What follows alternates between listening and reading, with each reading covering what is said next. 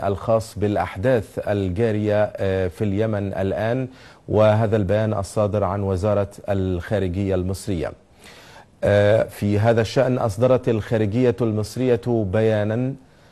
قالت فيه: تابعت جمهورية مصر العربية بقلق بالغ على مدار الأسابيع الماضية التدهور الشديد في الأوضاع السياسية والأمنية باليمن الشقيق، وما شهده من انقضاض على المؤسسات الشرعية وانتشار لأعمال العنف والإرهاب،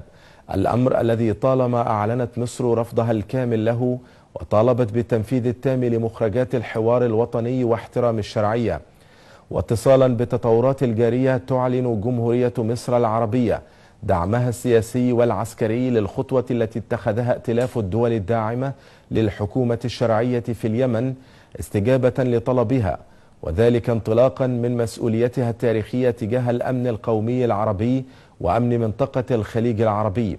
وجاري التنسيق حاليا مع المملكة العربية السعودية ودول الخليج الشقيقة بشأن ترتيبات المشاركة بقوة جوية وبحرية مصرية وقوة برية إذا ما لزم الأمر في إطار عمل الائتلاف، وذلك دفاعا عن أمن واستقرار اليمن وحفاظا على وحدة أراضيه وصيانة لأمن الدول العربية الشقيقة.